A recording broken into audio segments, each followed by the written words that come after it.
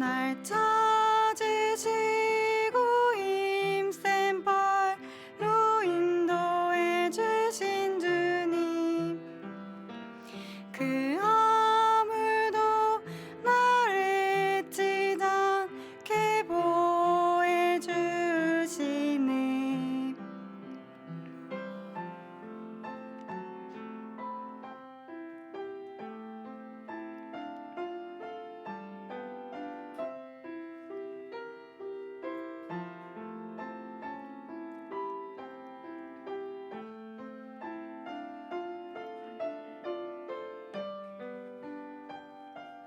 선한 목자 내 주님이 되시네. 선한 목자 나 주님을 따르네. 날 찾으시고 힘센 발로 인도해 주신 주님, 그 아무도 나를 해치지 않게 보호해 주시네. 그 아무도 나를 해치지 않게 보호해 주시네.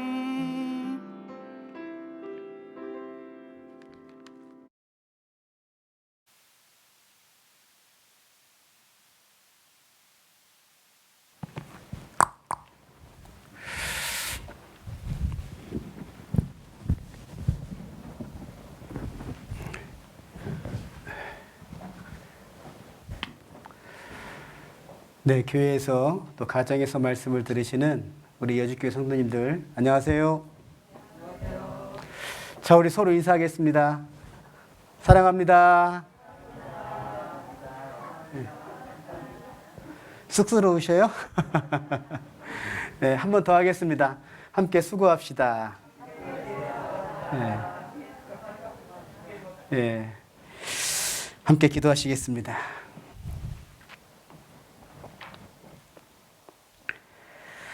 은혜와 사랑이 많으신 고마우신 아버지 하나님, 감사합니다.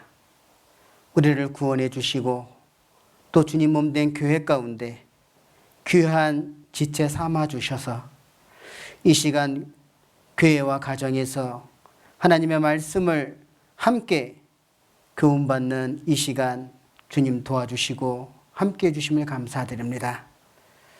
지금 세상은 코로나19로 인하여 여러 가지 많은 혼란과 여러 가지 많은 어려움들을 호소하고 있습니다. 이러한 이 시국에 더욱 하나님 의지하는 믿음을 갖고 우리 구원받은 주님의 자녀들 주어진 일 최선을 다해서 행하는 가운데 하나님의 영광을 더욱 드러낼 수 있도록 주님 도와주시고 특별히 코로나19로부터 더욱 건강 지켜주셔서 어디에서 무엇을 하든지 간에 주 하나님의 영광을 위해 살 수 있도록 주님 도와주시길 기도합니다. 또 우리 여주교회가 교회당 건축이 시작되어서 진행 중에 있습니다.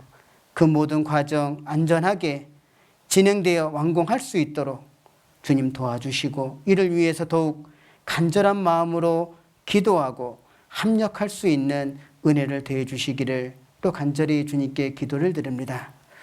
오늘 또 귀한 말씀 앞에 교훈받고자 합니다. 우리들의 마음 가운데 하나님 교훈하여 주시고 도와주시옵소서. 고마우신 우리 주 예수님의 이름으로 기도드렸습니다. 아멘. 예, 성경 레위기 9장입니다.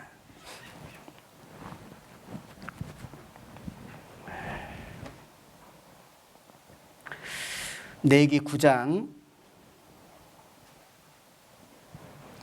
1절부터 3절입니다.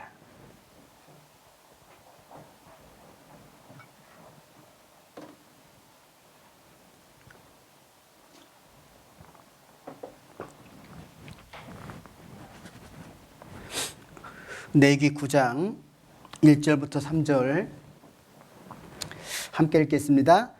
제8일에 모세가 아론과 그 아들들과 이스라엘 장로들을 불러다가 아론에게 이르되 흠 없는 송아지를 속죄제를 위하여 취하고 흠 없는 순양을 번제를 위하여 취하여 여호와 앞에 드리고 이스라엘 자손에게 고하여 이르기를 너희는 순념소를 속죄제를 위하여 취하고 또 송아지와 어린 양의 1년 되고 흠 없는 것을 번제를 위하여 취하고. 자, 거기에 1절에 제8일에는 표시가 되어 있죠.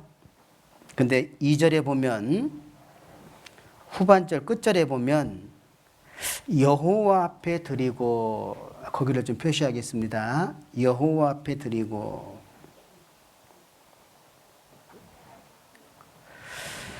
자, 그리고 22절부터 24절입니다. 22절부터 24절. 아론이 백성을 향하여 손을 들어 축복함으로 속죄제와 번제와 화목제를 피라고 내려오니라. 모세와 아론이 회막에 들어갔다가 나와서 백성에게 축복하매 여호와의 영광이 온 백성에게 나타나며. 자, 거기 표시하겠습니다. 여호와의 영광이 온 백성에게 나타나며. 24절 함께 읽겠습니다. 불이 여호와 앞에서 나와 壇 위에 번제물과 기름을 사른지라. 온 백성이 이를 보고 소리 지르며 엎드렸더라. 예. 지금 레위기 말씀을 계속해서 우리가 지금 배우고 또 교훈받는 시간을 갖고 있는데요. 오늘 또 말씀의 주제는 번제단 위의 속죄 제사입니다. 근데 오늘 특별히 이 레위기서의 말씀을 보면 5 제사가 나오죠. 번제, 소제, 화목제, 속죄제, 속건제 제사가 나와요. 그래서 레위기 1장부터 7장까지는 이 5 제사에 대한 말씀을 반복해서 지금 말씀하고 있고요. 그리고 레위기 8장은 이제 여호와를 섬기는 제사장이 제사장으로서의 여호와를 섬기기 위한 위임식에 대한 말씀이에요. 위임식. 예. 제사장 위임식에 대한 말씀. 근데 7일 동안 주야로 그 회막 안에 거하면서 위임식을 하게 됩니다.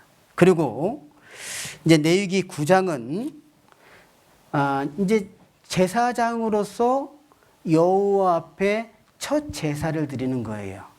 제사장으로서. 이 내용은 우리의 신앙생활을 전체적으로 설명을 하고 있는데 여기에는 많은 교훈을 우리가 담고 있어요. 자, 보십시오. 제사장은 그 하나님 앞에, 즉 여호와 앞에 드리는 희생의 제물의 피를 가져다가 뿌리고 바른다고 되어 있잖아요. 그뿐만 아니라 그 희생의 제물의 피를 제사장의 신체 부위에 반드시 발라야 되는데 어디에 바르죠? 어디에 발라요? 예, 오른쪽 귓뿌리. 여기에 희생의 제물의 피를 바르고, 그리고요, 오른손 엄지가락. 발은요, 오른발 엄지발가락에 이제 피를 바르잖아요. 그러니까 이 여호와 앞에 제사장으로서 그 섬기는 일꾼의 모습을 보면 이 신체 부위 중에 우편 쪽에 피가 발려져 있어요. 근데 그 피가 무슨 피예요? 예? 희생의 피. 자, 따라해보세요. 희생의 피. 예. 잊으시면 안 됩니다. 예. 희생의 피가 바르잖아요. 그래서 이것은 구원받은 그리스도인은 교회 시대, 특별히 이 신약 시대에 여호와 앞에 섬기는 제사장이잖아요. 그 제사장에게 희생의 피를 발랐다. 그 무엇을 말하는 걸까요? 그거는 여호와를 섬기는 삶을 말하는 겁니다. 그래서 희생은 그리스도인하고는 연결되는 거예요. 예? 맞죠? 예, 그래서 희생은 그리스도하고 연결이 되는 거예요. 쭉 연결되는 거예요. 그런 걸 우리가 좀 교훈을 받을 수가 있는데, 자, 9장 1절에 보면 이 제사장으로서 이제 첫 제사를 드린 게 8일입니다. 8일. 예.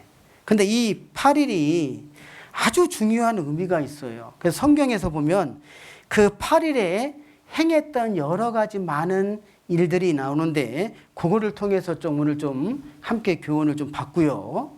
자, 먼저 레위기 12장을 좀 보겠습니다.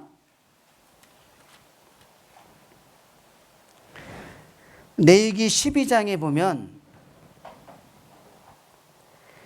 2절 3절에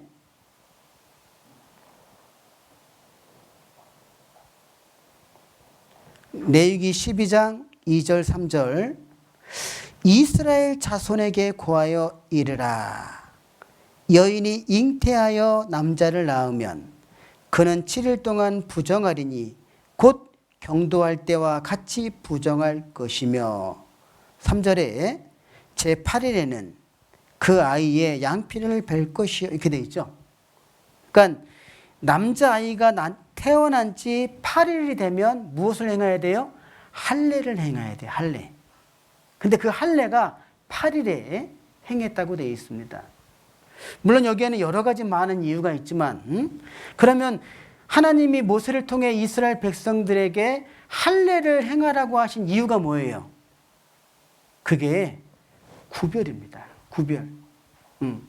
이스라엘, 이방인 구별이에요. 그래서 이 8일 만에 할례를 행했던 이유는 하나님이 택한 민족이다라는 구별을 알려주는 겁니다.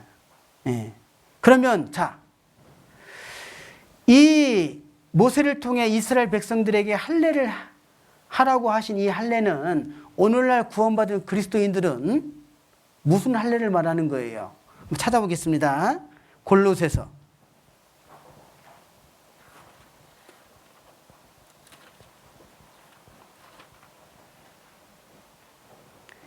2장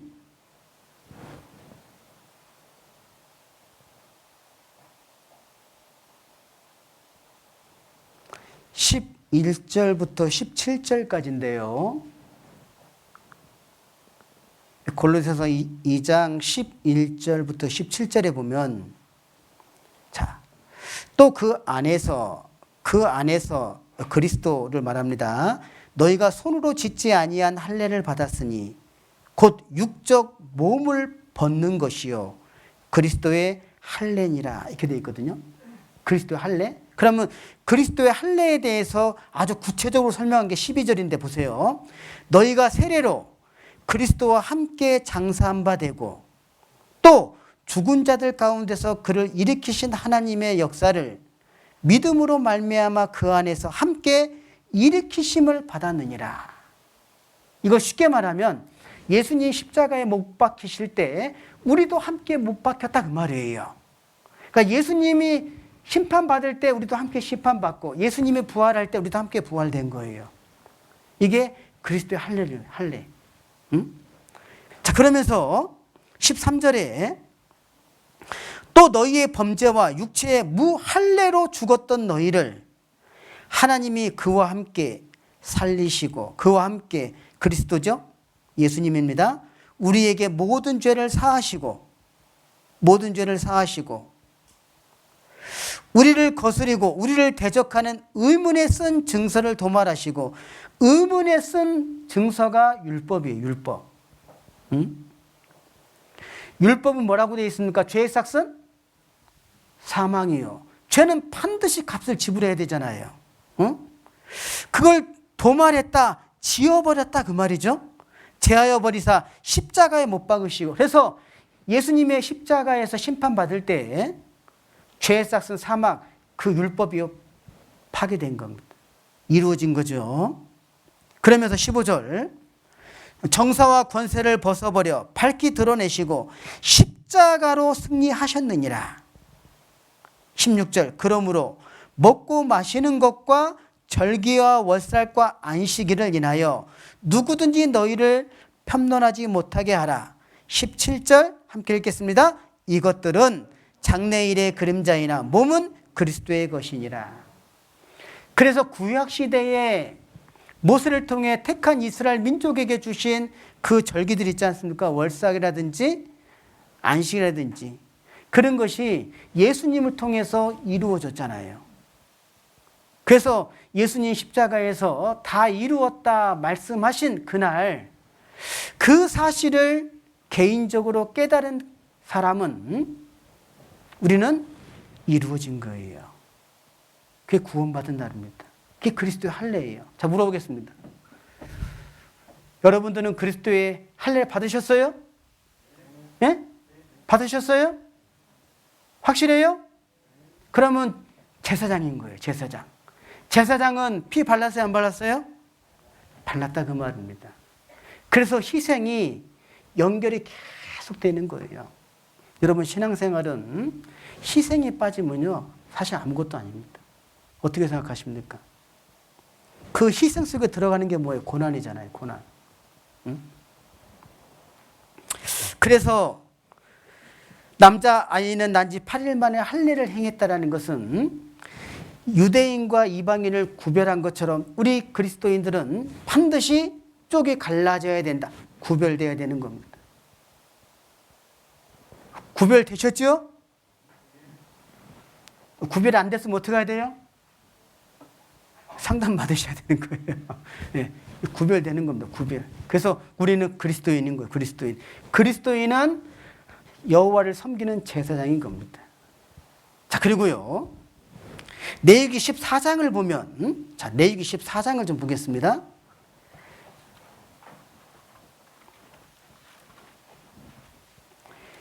이 레위기 14장에 이 문둥병자가 정결케 되기 위해서 정결한 제사에 대한 말씀이거든요.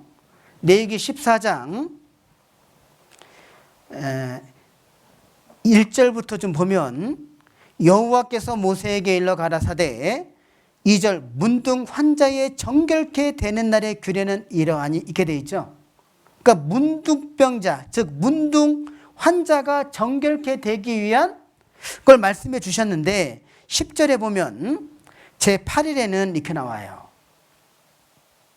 근데 8일 앞에 7일이죠. 그 9절에 보면 제7일 만에 그 모든 털을 밀되 머리털과 수염과 눈썹을 다 밀고 그 옷을 빨고 그 다음 뭐라고 되어 있습니까? 몸을 물로 씻을 것이라 그리하면 정하라 이렇게 되어 있죠. 그러니까 7일 어떻게 됐습니까? 온몸을 다 씻고 그리고 머리털, 수염, 눈썹을 다 밀고 그 옷을 다 빨았다는 게 뭐예요? 7일날 구원받았다 그 말입니다.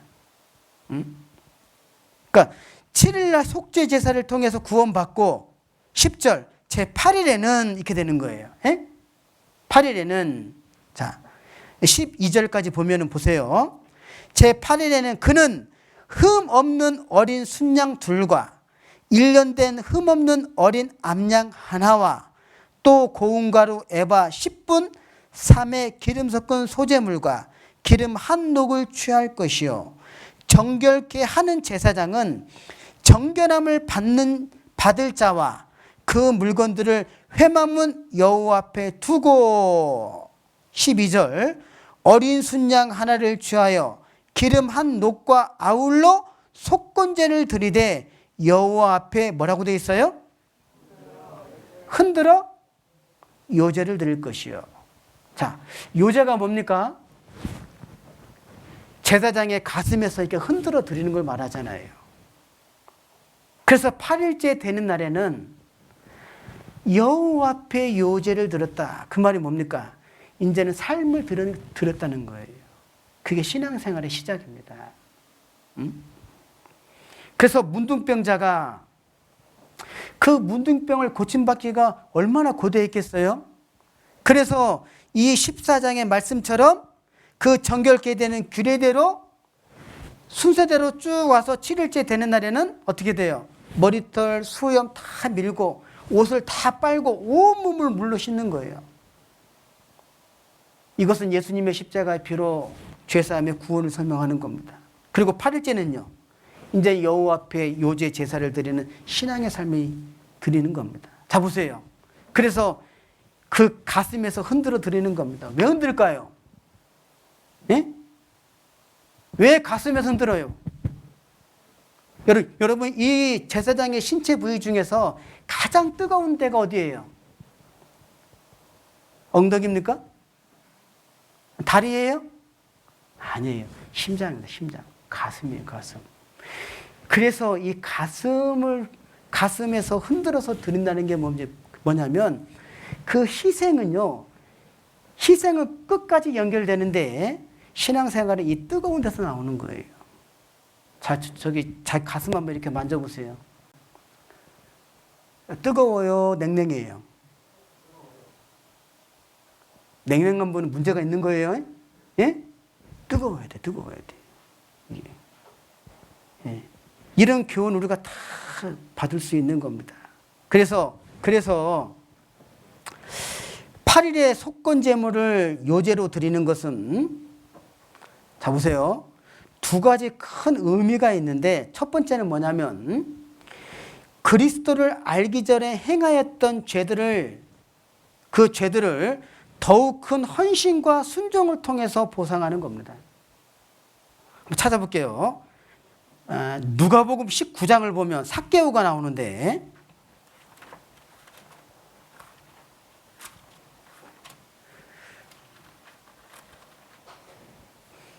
누가복음 19장에 그 여리고에 삭개오가 살고 있었거든요.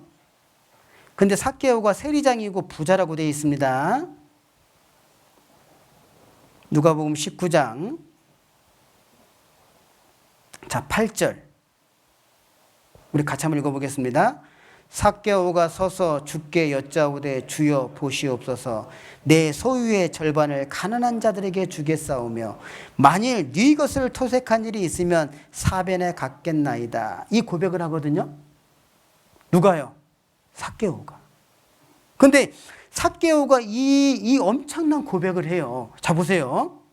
주님, 내 소유의 절반을 가난한 자들에게 주겠습니다. 여러분, 이게요 쉬운 결단이 아니에요. 왜냐하면 여기 2절에 보면 삭개오라 이름하는 자가 있으니 세리장이요 또한 뭐라고 되어 있습니까?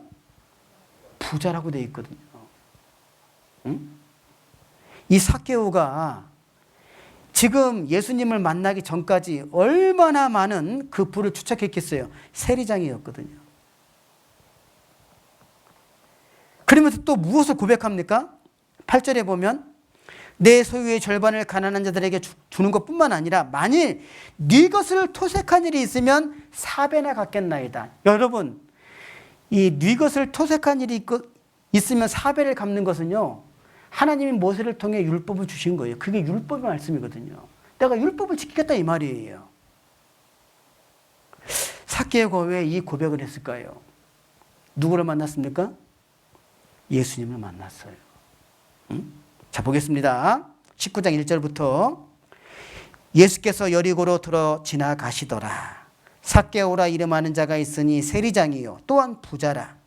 저가 삭개오가 예수께서 어떠한 사람인가 하여 보고자 하되 키가 작고 사람이 많아 할 수 없어 앞으로 달려가 보기 위하여 뽕나무로 올라가니 이는 예수께서 그리로 지나가시게 됨이더라. 5절 예수께서 그곳에 이르사 우러러 보시고 이르시되 삭개오야 속히 내려오라. 내가 오늘 내 집에 유하여야 하겠다 하시니라. 이 말을 듣는 거죠.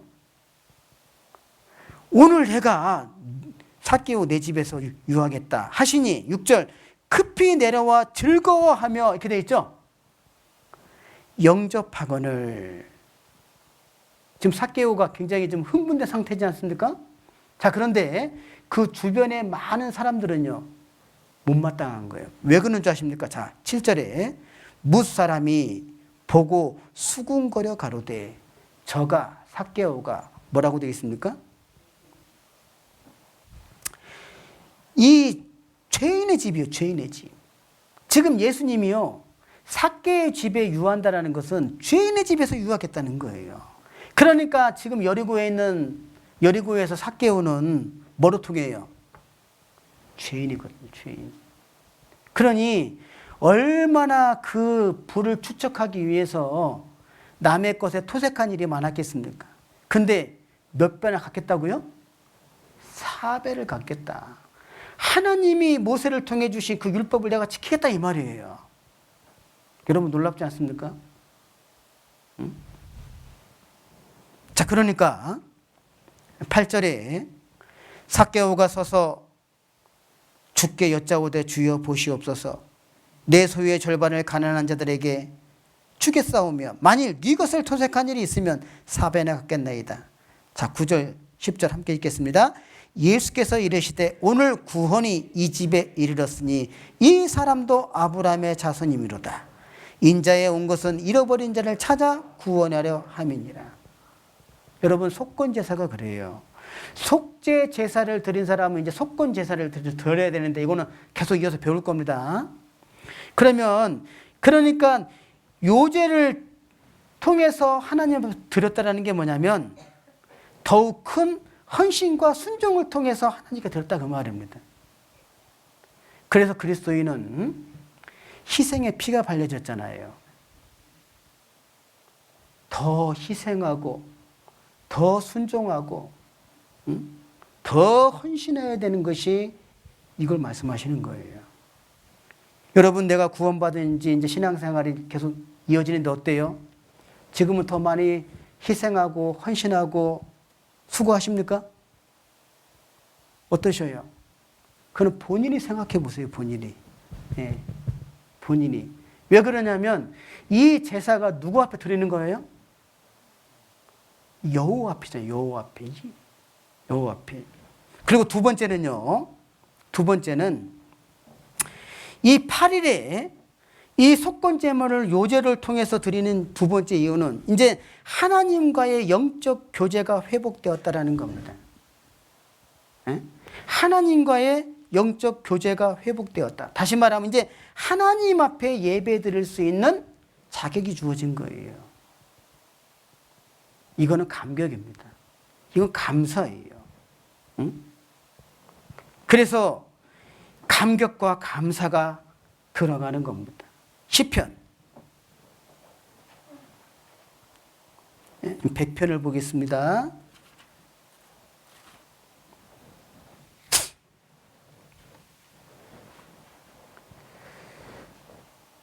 시편 100편 4절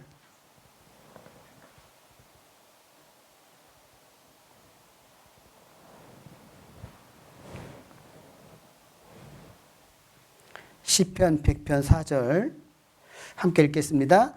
감사함으로 그 문에 들어가며 찬송함으로 그 궁정에 들어가서 그에게 감사하며 그 이름을 송축할지어다. 그가 누굽니까? 여호와 하나님이죠. 그러면 여기서 말하는 그 문이잖아요. 문에 들어가며 궁정에 들어가며 이게 뭐예요? 교회를 말하는 거예요. 교회. 그래서 이 8일의 속건 제물을 요제로 드리는 건 뭐예요? 이제는 속죄 제사를 통해서 구원받은 사람은 감사와 감격이요 빠지면 안 되는 거예요. 응? 자, 계시록을 한번 보겠습니다. 계시록 요한계시록 11장을 보면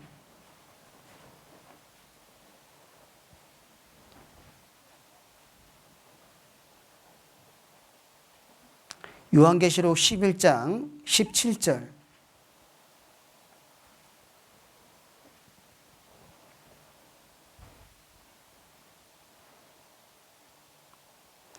가로되 감사하옵나니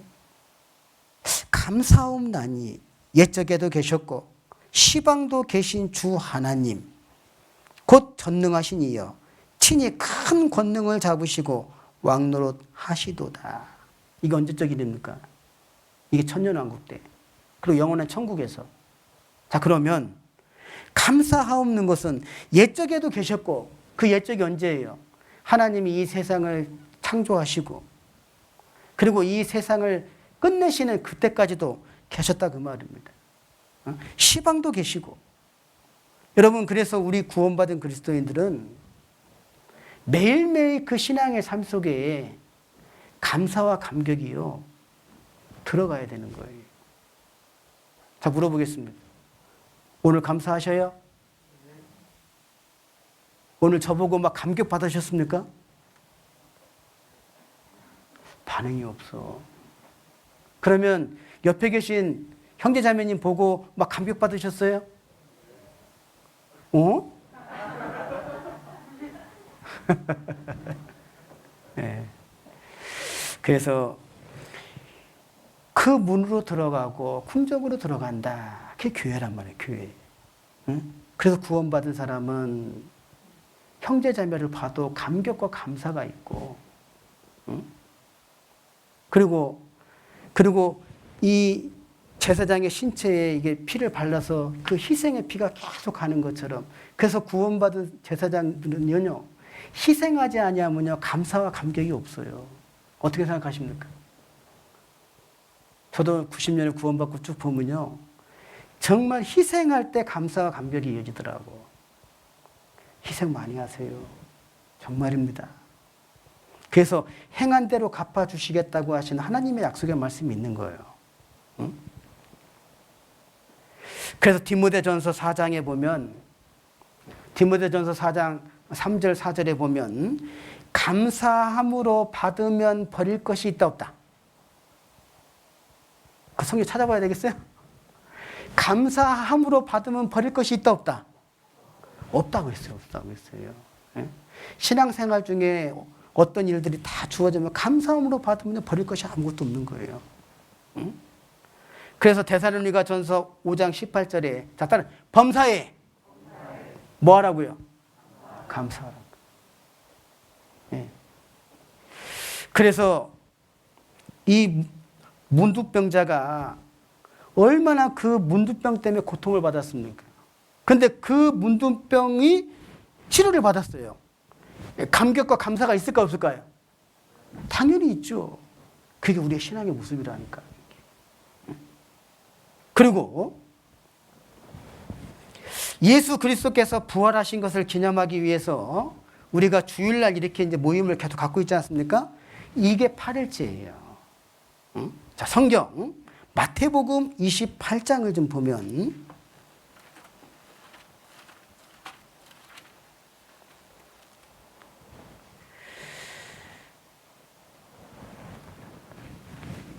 마태복음 28장 1절을 좀 보겠습니다.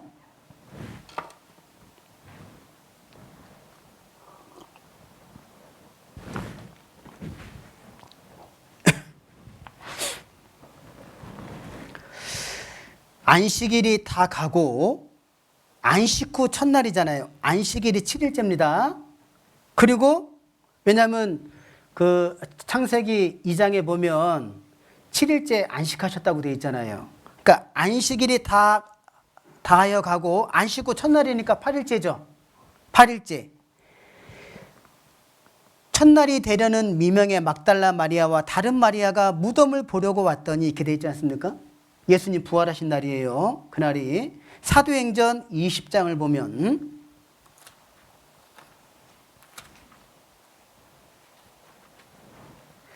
사도행전 20장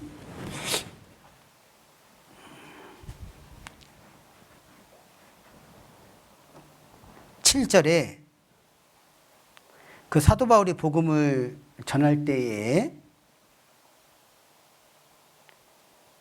사도행전 20장 7절 안식 후 첫날이죠. 이게 8일째 되는 날입니다. 예. 예. 우리가 떡을 떼려 하여 모였더니 바울이 이튿날 떠나고자 하여 저희에게 강론할세 말을 밤중까지 계속하며 이렇게 돼 있거든요. 예. 이 사도 바울이 복음을 전할 시기에도 8일째 되는 날 모였어요.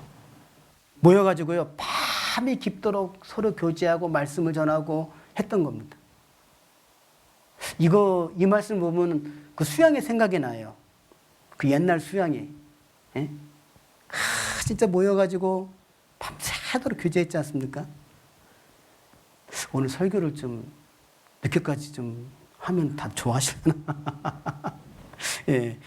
그래서 안식 후 첫날이 8일째예요. 고린도 전서를 좀 보겠습니다. 16장.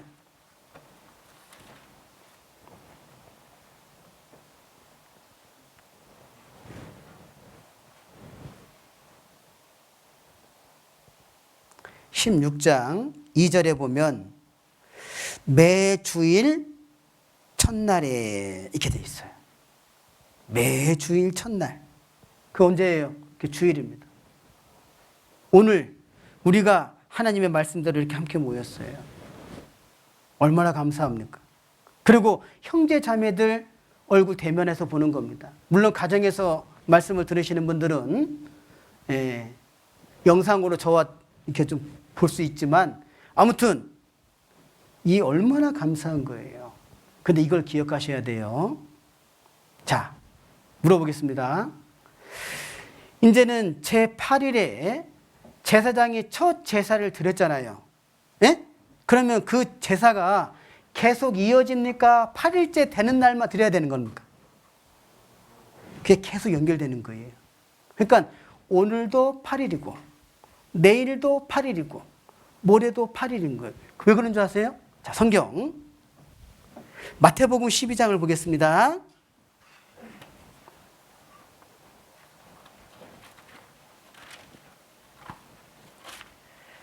마태복음 12장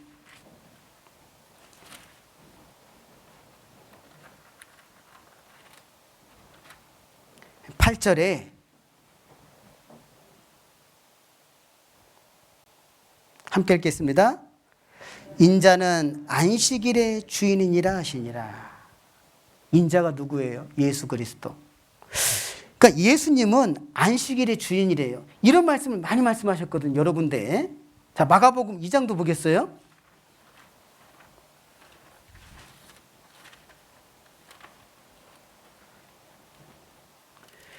마가복음 2장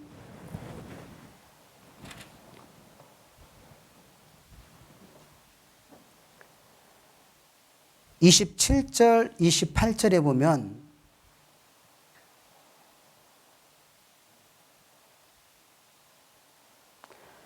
또 가라사대 안식일은 사람을 위하여 있는 것이요 사람이 안식일을 위하여 있는 것이 아니니 이러므로 인자는 안식일에도 주인이니라. 이게 지금 왜 이 말씀을 주셨냐면 23절부터 보면요. 안식일에 예수께서 밀밭 사이로 지나가실새 그 제자들이 길을 열며 이삭을 자르니 바리새인들이 예수께 말하되 보시오 저희가 어찌하여 안식일에 하지 못할 일을 하나이까. 예수께서 가라사대 다윗이 자기와 및 함께한 자들이 필절되어 시장할 때 한 일을 잊지 못하였느냐? 그가 아비아달 대제사장 때에 하나님의 전에 들어가서 제사장 외에는 먹지 못하는 진설병을 먹고 함께한 자들에게도 주지 아니하였느냐? 이렇게 말씀하시는 이게 어떤 내용이냐면 안식일에는 노동을 하면 안 되잖아요. 네? 근데 지금 예수님과 함께 있던 제자들이 밀밭 사이로 가다가 이삭을 좀 잘랐어요. 그랬더니 바리새인들이 옳거니 일을 했다는 거예요. 지금 노동을 했다는 거 하면 안 되는데 그랬더니 예수님 말씀하신 거예요. 내가 안식일의 주인이니라. 그러니까 나와 함께 있는 동안은 상관없다 이 말이에요. 응? 이해되시죠? 그래서 그러면 이 그리스도인에게 주신 이 안식일의 진정한 의미가 뭐냐 이 말이에요. 근데 이제 간혹가다 상담을 하게 되면 율법의 안식일을 지키라고 줬는데 왜 안식일을 지키지 않고 오히려 그렇게 따르게 해석하십니까? 라는 질문을 받거든요. 여러분 따르게 해석한 게 아니고 성경 그대로 지금 말씀을 전하는 거예요. 근데 유대인들은 안식일을 지켜야 돼요. 유대인들은 그래서 지금도 안식일을 지키는 겁니다. 예? 하지만 이방인들은 그중에 또 구원받은 사람은 안식일의 주인인 예수님 안에 들어갔기 때문에 그래서 그리스도인들에게 이 안식일의 진정한 의미는 뭐냐? 따라 하시겠습니까? 평안이에요. 평안입니다. 매일매일 삶 속에 평안이 깨지는 거는요 절대 안 되는 거예요. 응? 요한복음 14장을 보겠습니다.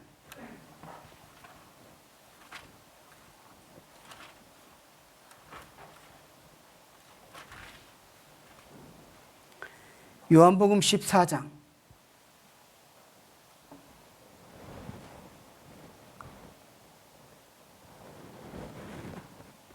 27절.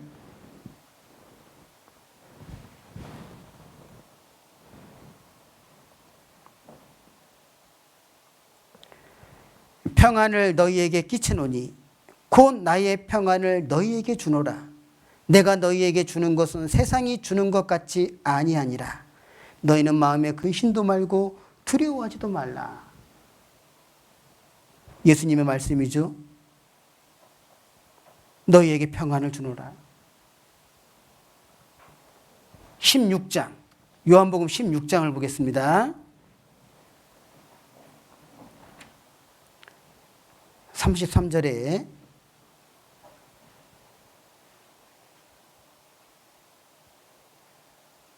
우리 같이 한번 읽어볼까요? 이것을 너희에게 이름은 너희로 내 안에서 평안을 누리게 하려 함이라.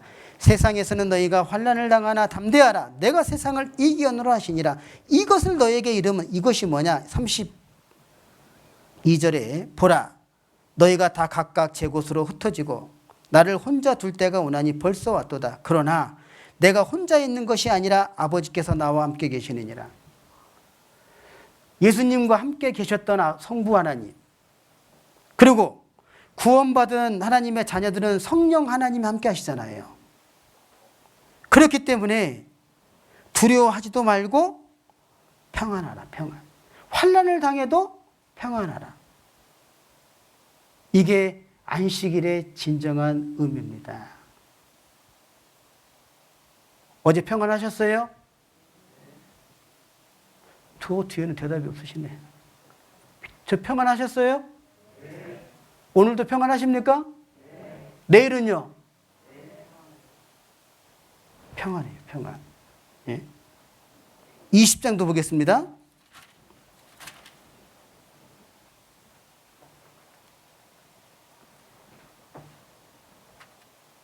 20장 19절부터 보시겠어요? 부활하신 예수님이 첫 번째로 주신 말씀이 뭐예요? 평안이잖아요. 요한복음 20장 19절. 이날 곧 안식 후 첫날 저녁 때에 제자들이 유대인들을 두려워하여 모인 곳에 문들을 닫았더니 예수께서 오사 가운데 서서 가라사대, 함께 읽겠습니다. 너희에게 평강이 있을지어다. 이 말씀을 하시고 손과 옆구리를 보이시니 제자들이 주를 보고 기뻐하더라. 21절 함께 읽겠습니다. 예수께서 또 가라사대 너희에게 평강이 있을지어다. 아버지께서 나를 보내신 것 같이 나도 너희를 보내노라 라고 말씀하셨죠. 응? 그래서 부활하신 예수님이 제자들 찾아와서 평안하라. 그리고 손에 못자국과 창자국 옆구리를 보여주셨잖아요. 평안하라. 이게 안식일의 진정한 의미입니다. 그래서 그리스도인은 이 평안을 지켜야 돼요. 가정의 평안을 지켜야 되고 교회의 평안을 지켜야 되고. 왜? 마귀는 이 평안을 깨게 돼 있거든요. 이게. 네? 그래서 이 평안을 힘써 지키라고 되어 있잖아요. 여러분, 이 신앙은요, 구원받은 사람은 가만히 있는다고 신앙생활 되는 게 아니에요. 반드시 거기에 수고와 희생이 들어가는 거예요, 이게. 예? 그래서 내 평안이 깨지지 않게 내가 잘 다스려야 됩니다. 응? 그래서 레위기 21장, 22장에 보면 제사장이 이 신체가 얼마나 정결해야 되는지를 자세히 나왔어요. 오늘 시간 되면 그걸 좀 같이 좀 교훈받고 싶은데 안 되면 다음 시간에 또 배우도록 하고요. 정말 우리 제사장들은요, 예? 그 신체를요 깨끗하게. 그 이유가 뭡니까? 평안을 지키기 위해서. 이 평안이 깨지면 어떻게 되겠어요? 본인 손해예요, 본인 손해. 그래서 너희에게 평안이 있을지어다. 자, 사도행전 15장을 좀 보겠습니다. 사도행전 15장.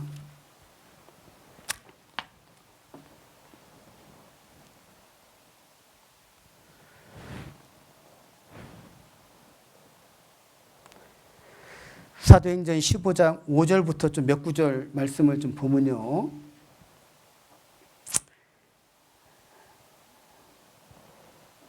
그 바울과 바나바가 이제 복음을 전했잖아요. 복음을 전하고 이제 여러 가지 이제 또 복음 전한 내용을 예루살렘에 와서 또 설명도 하고 또 그 가운데 속에서 여러 가지 적지 않은 다툼이 생겼어요. 그래서 2절에 보면 1절부터 보면 어떤 사람들이 유대로부터 내려와서 형제들을 가르치되 너희가 모세의 법대로 할례를 받지 아니하면 능히 구원을 얻지 못하리라 하니. 2절 바울과 바나바와 저희 사이에 적지 아니한 다툼과 변론이 일어나는지다. 그러니까 5절에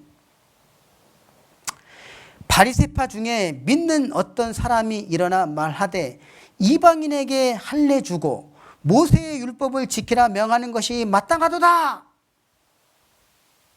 충격적인 말을 하는 거예요. 자 보세요.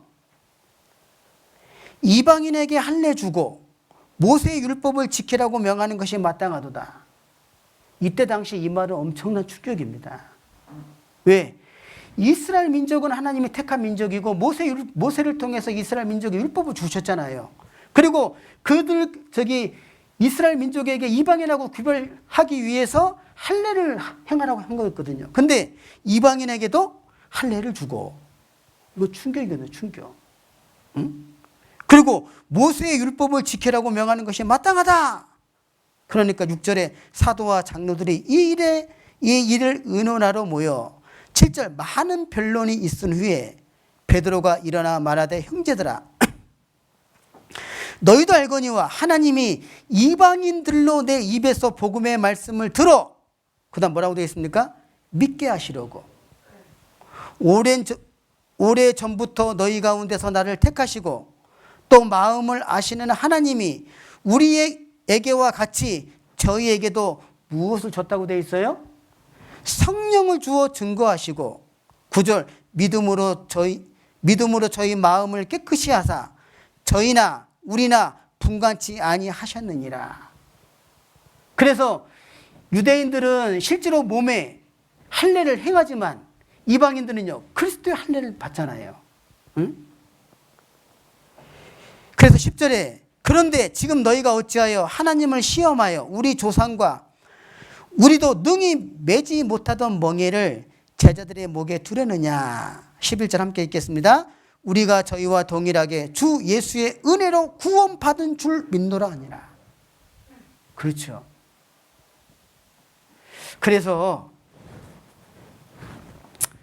이 8일째 되는 날에는 제사장이 이제 여호와 앞에 제사를 드렸던 신앙의 삶 속에 뭐예요? 평안이에요, 평안. 평안이 깨지면 안 된다 그 말입니다. 제사장이 하나님 앞에 제사를 드리는데 평안하지 않으면 제사를 드릴 수 있어요, 없어요? 드릴 수 없는 거예요. 그거를 레위기 21장, 22장에 보면 신체가 어떻게든지 깨끗해야 된다는 걸 설명한 겁니다. 아주 구체적으로. 그는 계속 좀 교훈을 받도록 하고요. 자, 그러면 이스라엘 민족은 그러면 이 안식일을 지켜야 되느냐? 지켜야 됩니다. 우리하고 달라요. 자, 성경. 출애굽기 20장을 보겠습니다. 이게 출애굽기 20장에 이제 십계명에 대한 말씀인데요. 20장 8절에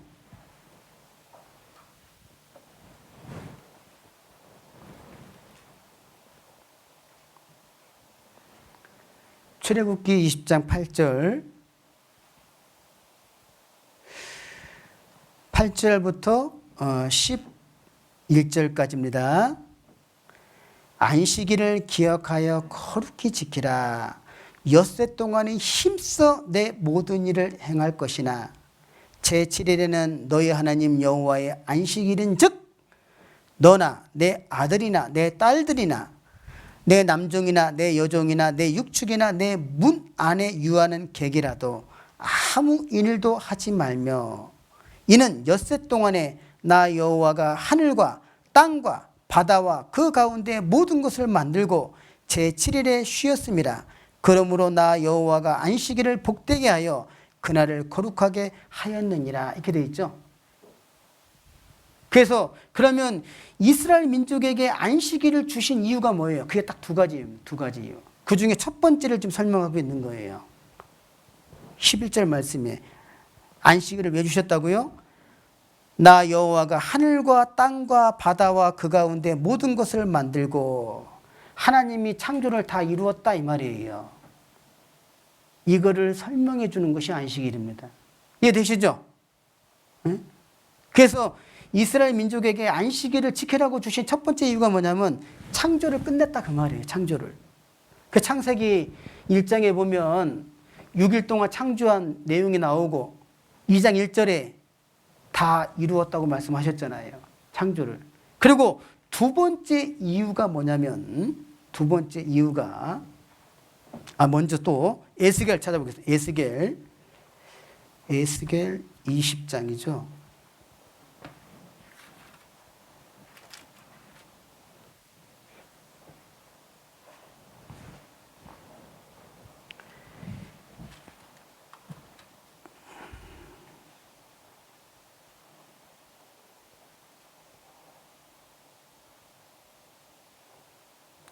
에스겔 20장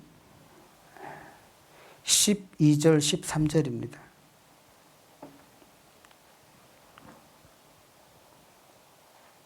에스겔 20장 12절 13절 또 나는 그들을 거룩하게 하는 여호와인 줄 알게 하려 하여 내가 내 안식일을 주어 그들과 나 사이에 무엇을 삼았어요? 표징을 삼았어요. 표징. 예? 그래서 이스라엘 민족하고요 여호와 하나님과하고 표징이 안식일입니다. 그래서 이 안식일을 지금 이스라엘 민족이 잘 지키고 있잖아요. 그러면서 13절에 그러나 이스라엘 족속이 광야에서 내게 패역하여 사람이 준행하면 그로 인하여 삶을 얻을 나의 율례를 준행치 아니하며 나의 규례를 멸시하였고 나의 안식일을 크게 더럽혔으므로 그래서 안식일을 지키지 않아가지고 책망을 많이 받았죠. 그러니까 이스라엘 민족은 안식일을 지켜야 되는 거예요. 그게 하나님과의 표징이기 때문에 그래요. 그래서 창조를 다 끝냈다. 이걸 첫 번째로 설명하는 거고 두 번째로는요. 신명기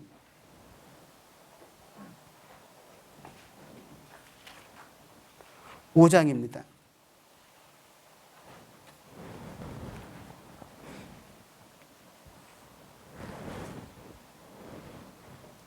12절부터 15절입니다.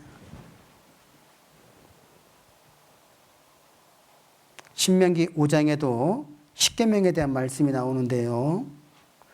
12절부터 15절에 보면 왜 안식일을 지키라고 주셨는지가 나와요. 두 번째 이유입니다. 여호와 너의 하나님이 내게 명한 대로 안식일을 지켜 거룩하게 하라. 엿새 동안은 힘써 내 모든 일을 행할 것이나 제7일은 너의 하나님 여호와의 안식일인즉 너나 내 아들이나 내 딸들이나 내 남종이나 내 여종이나 내 소나 내 나귀나 내 모든 육축이나 내 문 안에 유하는 객이라도 아무 일도 하지 말고 내 남종이나 내 여종으로 너같이 안식하게 할지니라. 왜 해야 되느냐? 15절 말씀이에요. 함께 읽겠습니다. 너는 기억하라. 내가 애굽 땅에서 종이 되었더니 너의 하나님 여호와가 강한 손과 편팔로 너를 거기서 인도하여 내었나니 그러므로 너의 하나님 여호와가 너를 명하여 안식일을 지키라 하였느니라. 이게 두 번째 이유입니다. 무엇을 기억하라는 거예요? 애굽에서 너희가 종살이 했던 걸 기억하라는 겁니다. 여러분 종살이잖아요. 종살이. 얼마나 힘들었겠어요? 종에서 건져주신 분이 누굽니까? 하나님이잖아요.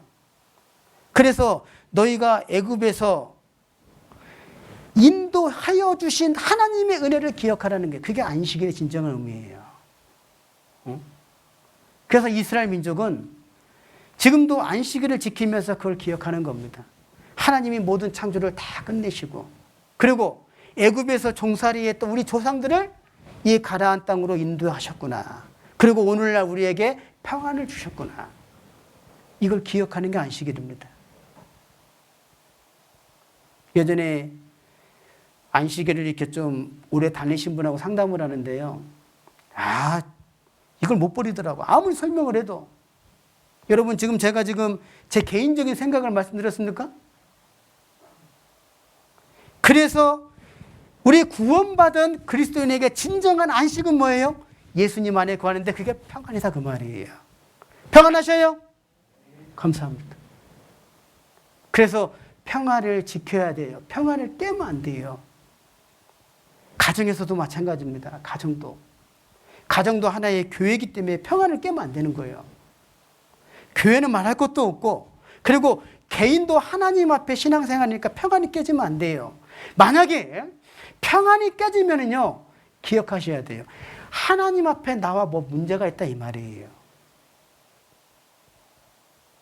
그래서 하나님과 나와의 어떤 문제가 있는지 이걸 돌아봐야 되는 거예요. 이거를.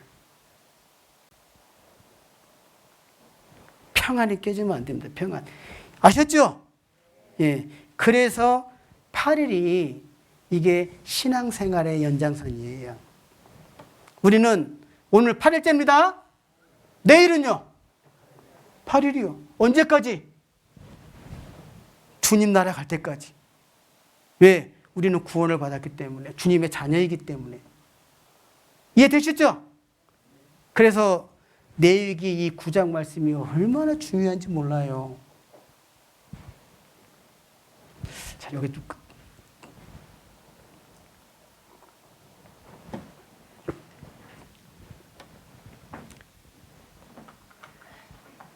성막은 이제 다 이렇게 그림을 그릴 수 있겠죠?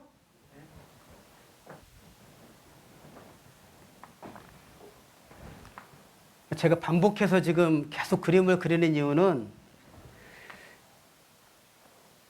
이 성막에 대한 그림을 좀 성경 보실 때 이게 그리면서 성경을 보면 이해가 쉬워요. 네. 이게 성막입니다. 출애굽한 이스라엘 백성들에게 모세를 통해 성막을 지으라고 명령하신 거예요. 그러니까 이 성막은 죄인이 죄를 용서받는 곳이에요. 그래서 죄인이 죄를 용서받는 것을 알려주는 겁니다. 그뿐만 아니라 신앙생활을 어떻게 해야 되는지를 또 알려주는 거예요. 그래서 이 성막은 크게 예수님을 설명하는 거예요. 예수 그리스도. 그런데 이 성막은 성소가 있어요.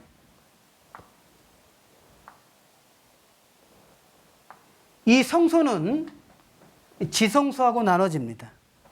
자, 이걸 성막이라고 하고요. 이걸 성소라고 합니다. 그리고 지성소예요. 지성소. 자, 그러면 먼저 성소 안에는 세 가지가 있죠. 뭐가 있습니까? 뭐가 있죠? 향단, 그리고요 진설병, 떡상, 그리고 등대가 있죠. 자, 그래서 향단은 성소에 들어가면 지성소 앞에 있어요. 향단. 향을 피워서 제사를 올리는 겁니다. 그리고 진설병상을 떡상이라고 하는데, 떡상은 이쪽이 북쪽이에요. 북쪽 방향에 있습니다. 그리고 등대는 남쪽 방향에 있죠. 요 세 가지가 있는 게 성소예요. 그리고 지성소에는 언약궤가 있습니다. 법궤죠. 언약궤가 있어요. 근데 이것도 나중에 배우겠지만 정말 중요한 교훈을 담고 있습니다. 잘 보세요. 향단, 떡상, 등대, 이게 뭡니까? 구원받은 그리스도인이 빛 가운데 신앙생활을 하려면 반드시 향단, 하나님께 드리는 기도가 있어야 되고, 그리고 떡상, 반드시 함께 교제가 필요한 거예요. 기도만 잘한다고 해서 신앙생활 잘하는 게 아니다 이 말입니다. 그럴 때 등대, 빛에 거할 수 있는 거예요. 이게 우리의 신앙의 모습이에요, 이게. 예? 근데 들어가는 문이 하나죠. 동쪽에 문이 있습니다. 이쪽이 동쪽이에요. 문이 하나예요. 문을 통해 들어가면 뭐가 있어요? 뭐가 있죠? 번제단이 있습니다. 이걸 번제단이라고 그래요. 희생의 제물을 불태워 드리는 곳. 이게 번제단입니다. 번제단을 지나면 물두멍이 있어요. 이 물두멍은 제사장들이 이 성소에 들어가려면, 자 보세요. 지금 여기서 많은 것들이 묻었잖아요. 지금. 그러니까 깨끗하게 씻고 들어가는 겁니다. 이게 물두멍이에요. 나중에 전체적으로 하나하나 배울 겁니다. 근데 우리가 지금 계속 배우는 게 뭐냐면 이 번제단의 속죄 제사를 배우는 거예요.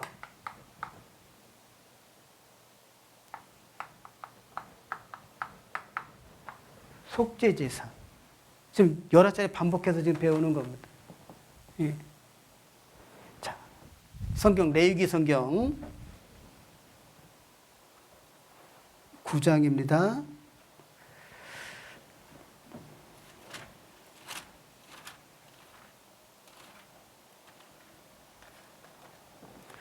레위기 9장 24절. 우리 같이 한번 읽어볼까요? 불이 여호와 앞에서 나와 단 위에 번제물과 기름을 사른지라 온 백성이 이를 보고 소리 지르며 엎드렸더라. 제사를 드릴 때, 희생의 제물을 태워 드릴 때에 이 불이 어디서 나온다고 돼 있어요? 여호와 앞에서 나와 그 제물을 태워 드린다. 이거 무엇을 말하냐면 그 희생의 제사를 하나님이 받아주셨다라는 내용이거든요. 그러니까 우리의 신앙생활을 하나님이 기쁘게 받으셨다라는 것을 어떻게 하면 알 수 있을까요?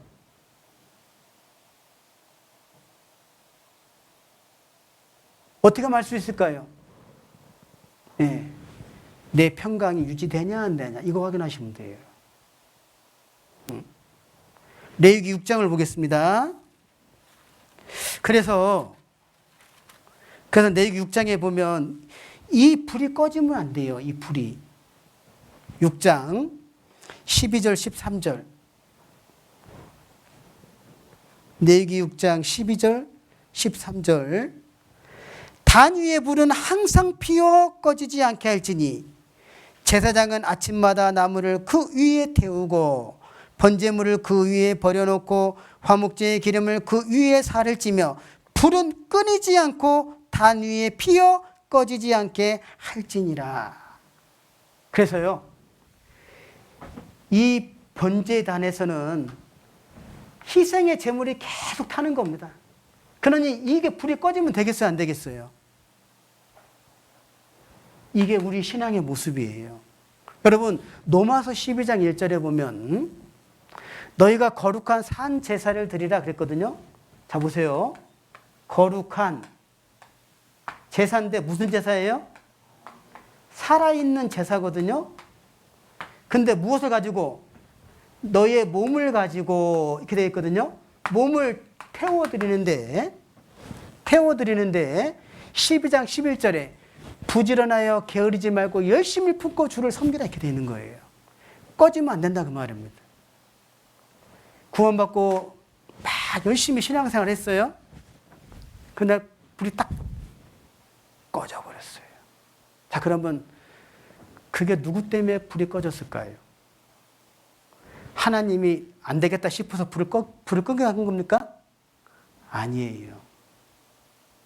그래서 이 제사가 여호와 앞에 드리고 그걸 아셔야 돼요. 우리 신앙생활은 여호와 앞에 하는 겁니다. 그래서 평강이 깨지는 이유가 뭐냐? 하나님과 나와의 관계에 문제가 있다 이 말이에요. 그거를 다른 데서 찾으면 안 된다 그 말이에요. 이거를 잘 배우셔야 돼요. 이게 우리 신앙의 모습입니다. 예전에 그 얘기는 할 거 없고 이해되셨죠? 예. 그래서 이 불이 꺼지면 안 돼요. 예? 레위기 9장.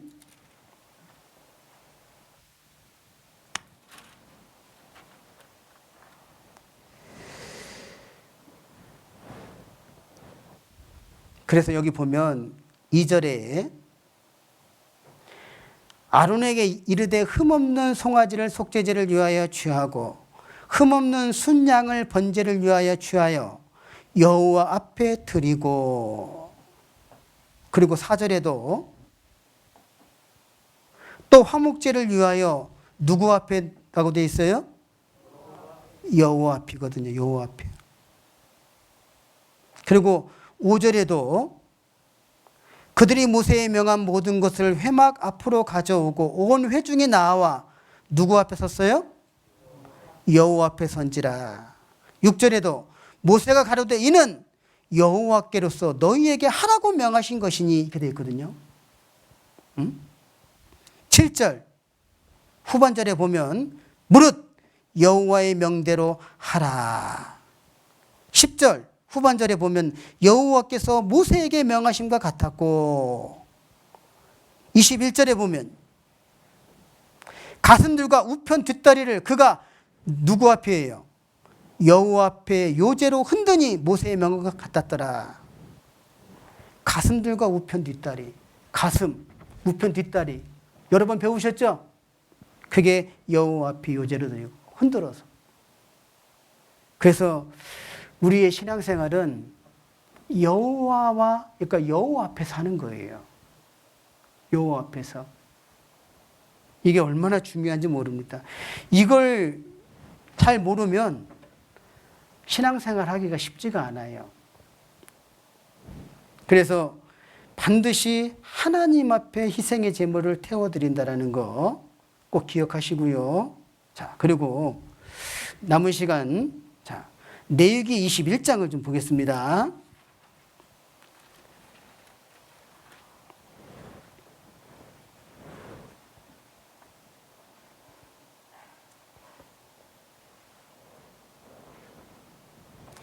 이 레위기 21장, 22장은 꼭 여러 번 반복해서 좀 한번 읽어봤으면 좋겠어요. 여러 번. 이게 어떤 내용이냐면 제사장이 반드시 지켜야 될 규례에 대한 말씀입니다. 그러니까 제사장이면 반드시 지켜야 된다. 그거에 대한 규례에 대한 말씀인데, 여기에 보면은 제사장이 나오고 대제사장이 나옵니다. 제사장이 나오고 대제사장이 나오는데, 제사장은 그리스도인을 설명하는 거잖아요. 그러면 대제사장은 누구냐면 그리스도인인데 더 하나님의 은혜를 받고자 하는 자, 하나님의 은혜를 더 받고자 하는 자, 대제사장이라고 말씀드릴 수 있어요. 그리고 자 보십시오. 제사장은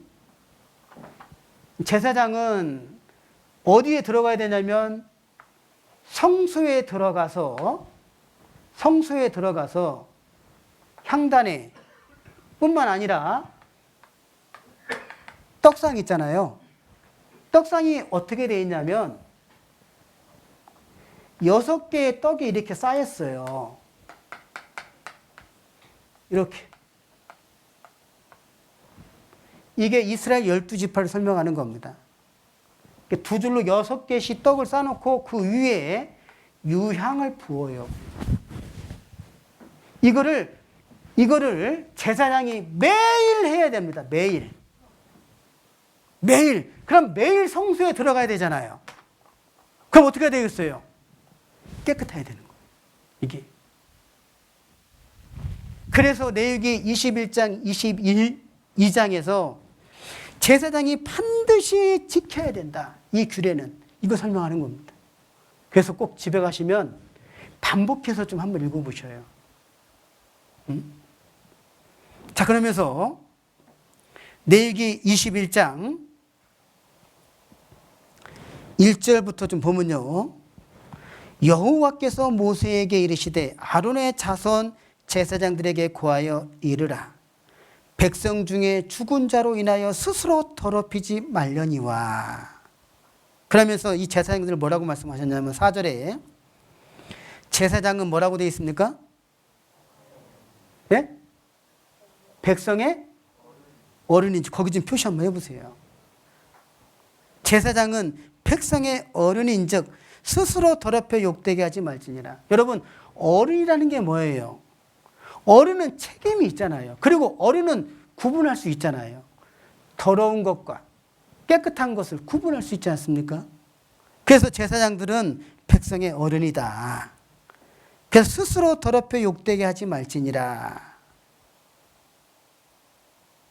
또 뭐라고 말씀하셨냐면 6절에 보면 그 하나님께 대하여 거룩하고 그 하나님의 이름을 욕되게 하지 말 것이며 그들은 제사장들은 여호와의 화제 곧 그 하나님의 식물을 드리는 자인지 거룩하지니라. 그 하나님의 식물이 뭡니까? 그게 거룩한 떡, 진설병, 떡석, 떡 있잖아요. 떡 매일 드려야 되거든요. 이거를 8절에도 너는 그를 거룩하게 하라. 그는 내 하나님의 식물을 드림이니라. 너는 그를 거룩히 여기라. 나 여호와 너희를 거룩하게 하는 자는 거룩함이니라. 이해되시죠? 하나님 앞에 식물을 드리는 자가 누구예요? 제사장들이에요. 제사장들. 그래서 매일 제사장은 이 성소에 들어가서 이 떡 있잖아요. 떡. 이 떡을 그래서 거룩한 떡이라고 하는 겁니다. 이걸 매일 바꿔드려야 돼요. 오늘 바꿔드렸어요? 왜 반응이 없을까? 우리가 지금 바꿔드리고 있잖아요. 응?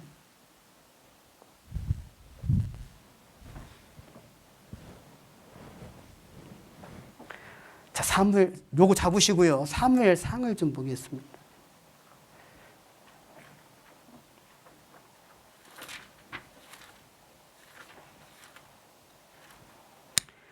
21장에 보면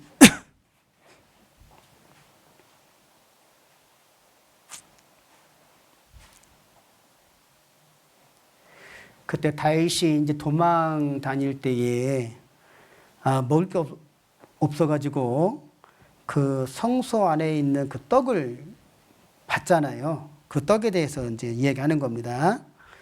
21장 6절에 제사장이 그 거룩한 떡을 주었으니 이렇게 되어 있죠. 거기는 진설병 곧 여호와 앞에서 물려낸 떡밖에 없습니다. 그래서 그 떡을 거룩한 떡이라고 하는 거예요. 거룩한 떡. 이걸 매일 바꿔드려야 돼요. 이게 우리 신앙의 모습입니다. 응? 그래서 성소에는 거룩한 떡만 있는 게 아니고 뭐가 있어요? 향단도 있고 등대도 있는 거예요. 이 세 가지가 함께 어울리는 거예요. 예. 이게 우리의 교제입니다. 교제. 빛에 거하는 거예요. 기도가 있고 또 뭐예요?